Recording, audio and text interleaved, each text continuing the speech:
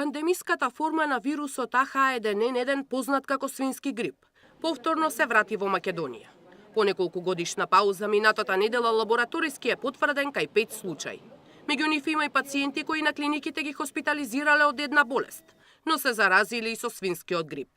Епидемиолозите предупредуваа дека состојбата може да стане загрижувачка, бидејќи од компликација од овој вирус во 2009 година во земјата имаше на 30 смртни случаи.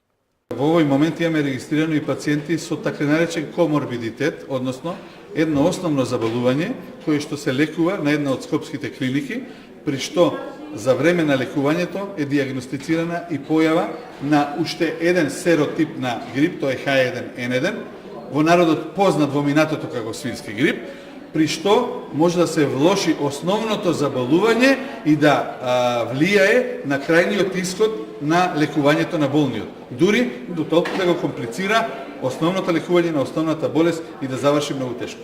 Епидемиолозите очекуваат бројот на заболени со грип да расте и вела дека пикот на болеста доправа доаѓа.